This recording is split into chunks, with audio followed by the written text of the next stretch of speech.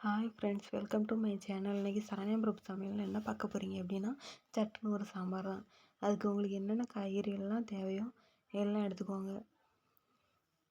கொஞ்சம் மஞ்சத்தூள், மிளகாத்தூள், தனியாத்தூள், சாம்பார் தூள், பெருங்காயத்தூள், கொஞ்சமாக உப்பு, எண்ணெய், துவரம்பருப்பு நல்லா கழுவி சேர்த்துக்கோங்க. அப்புறம் தேவையான அளவு தண்ணி விட்டு ஒரு 7 விசில் விட்டு இறக்கிருங்க.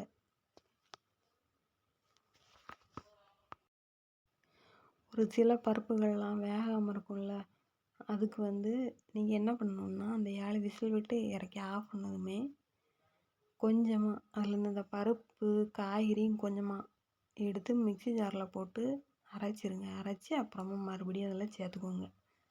ஒரு முழு வத்தல் போட்டுக்கோங்க. இந்த சாம்பார் வைக்க அந்த காய்கறி இந்த காய்கறி அது இது வேணும்னு சொல்லிட்டுலாம் யோசிச்சுட்டு இருக்காமல் இருக்கக்கூடிய காய்கறியை போட்டு இந்த மெத்தடில் வச்சு பாருங்கள், சூப்பராக இருக்கும். நான் ரொம்பலாம் எடுக்கலை.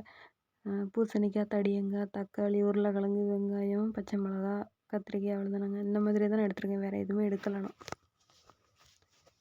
நீங்கள் எந்த காய்கறி எடுத்தாலும் இதே மாதிரி ட்ரை பண்ணி பாருங்கள், நல்லாயிருக்கும்.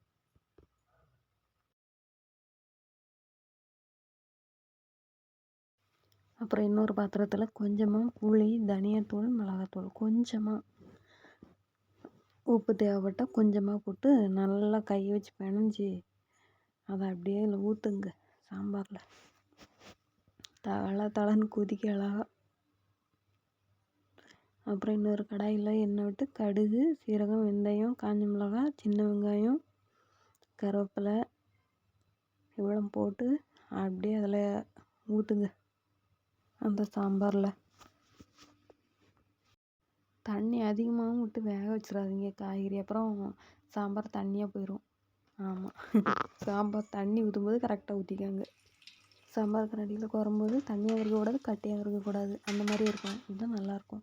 இந்த வீடியோ உங்களுக்கு பிடிச்சிருந்தா லைக் பண்ணுங்கள், ஷேர் பண்ணுங்கள், கமெண்ட் பண்ணுங்கள், சப்ஸ்கிரைப் பண்ணுங்கள். சப்ஸ்கிரைப் பண்ணாதவங்க சப்ஸ்கிரைப் பண்ணுங்கள்.